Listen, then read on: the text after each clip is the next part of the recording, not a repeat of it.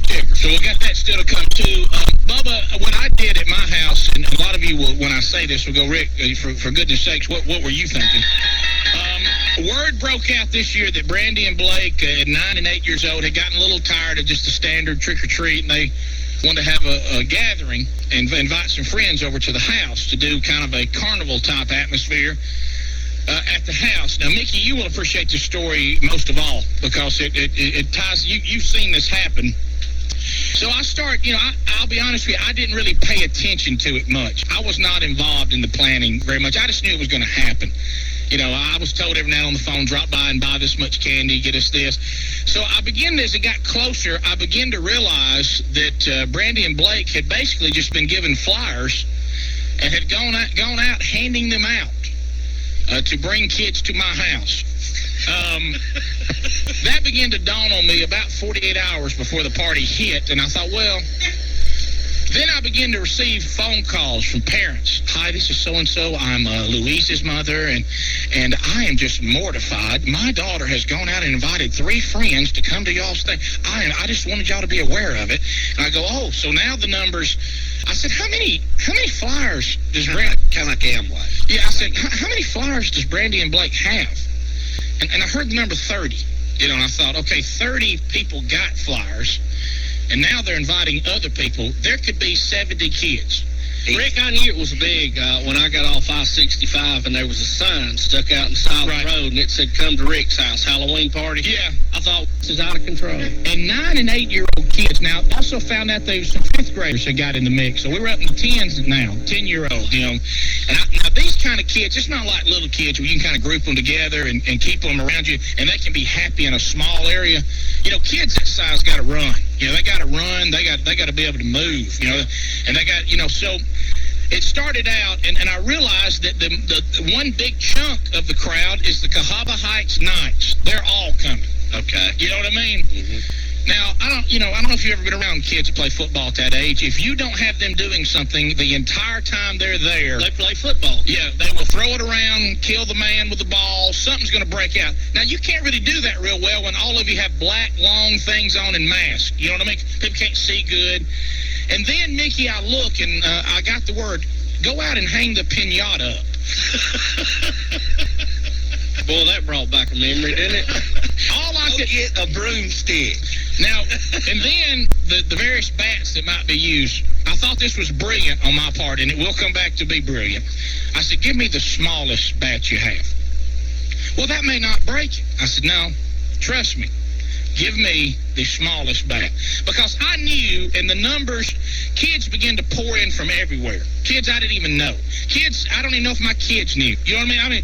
Kids would go by, and I would go, is this kid with us? Is he? I saw a couple come out of the woods, that kind of stuff.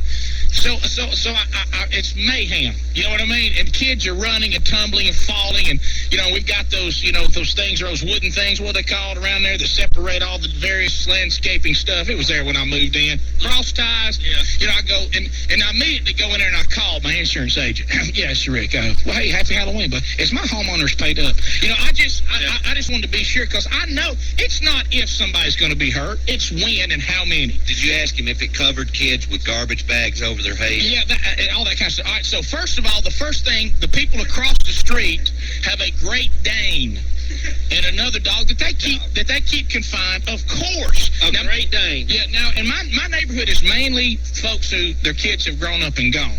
Okay, there's so you came along. There's some small kids on the back street, but right where I live, it's quiet, it's serene. Was quiet. Yeah. So the first thing happens, a girl has been attacked by a dog. And, of course, now they'll exaggerate that. I go, my God. Got out. So I go out there. One had gotten too far across the road, and the Great Dane and some of the dog had chased her back up. Well, they come to find out, didn't have anything to do with the dog getting her. It's the injury she received running from the dog. Mm-hmm. You know what I mean? So I take care of that. Sherry calls, hey, your dogs are out. Everybody puts them up. So kids are running, screaming. Now word is a mad dog's going to kill us all. Everybody's running. And my goal the whole time is to keep these kids out of the house. I don't want them in the house. Keep them out in the yard if there's any way possible. Parents, if you can go in the house, hit the food table, come on back out. We even set up all the tables out on the deck. We're trying so hard not to let any of these kids in the house. Because if they get in the house, you don't know where they're going, you don't know anything. And they're at the age they can do some damage in a hurry. And I knew the Nintendo, if they ever got a hold of it, it was over. The party was bogged down. So then we play these games, bobbing for apples. You think, well, that's kind of old-fashioned. They won't like that. You know what it was to the kids? A bucket of water that you could dunk people in. So we look, anytime somebody would bob, 3 other kids would attempt to drown them. Okay. You know what I mean? And all the kids screaming, little kid. One time you looked and the whole little kid was in there completely. Somebody was digging him around pretty good. Yeah. And, and then I lose Brooks. He's dressed as a dragon. I look and I see somebody with the dragon. I said, excuse me, that's my dragon. Do I know you? You know what I mean? And Brooks is being passed around. People go by, you look, somebody goes by dressed as some crazy doctor with your baby. Can I have the dragon? The little dragon's being passed around, screaming, where's the baby? I said, I saw somebody with the dragon. One time it was embarrassing because it was a stuffed dragon. It was part of an outfit. I thought it was my kid. So then the word goes out, pinata time. 56 kids. Pinata time. The reaction that this age kids have to a pinata is almost like Beatlemania.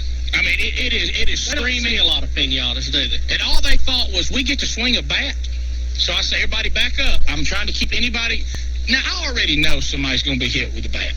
You know what I mean? You know this is going to go ahead and hit somebody. Right. So I say, look. Get out of the way. Just draw straws and hit. Come here, little Tommy. Come here. I said, you get 3 swings. Now, hindsight is always 20/20. A roar went up, says, you better go 1 swing. I said, we'll never get this thing burst with only 1 swing. Look, we're all thinking Granny Mayberry. Right. And I'm thinking of your story, which is on the Best Stuff CD. So we get up there and people are swinging. Anytime one little piece of candy would fly out, 56 kids would die for it. Knocking kids into the bushes are all beat up. The yard's beat down like there was cattle in the back there. You know what I mean?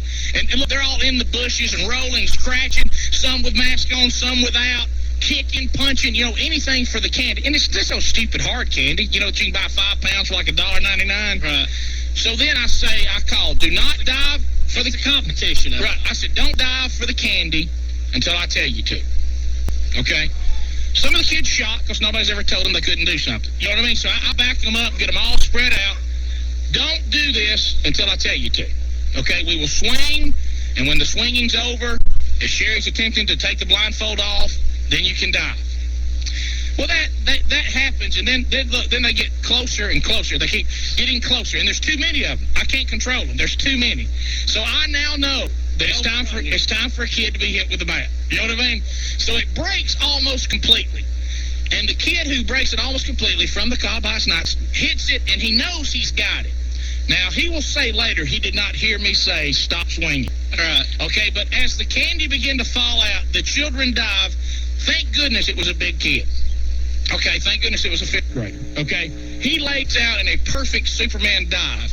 About the time blindfold says, I'm going to hit that thing one more time. And he comes roundhouse, and you hear, have you ever heard the baseball bat hit somebody in the head? Oh, yeah. I mean, it is the most dull, sickening sound. You know what I mean? I'm talking about just, it is and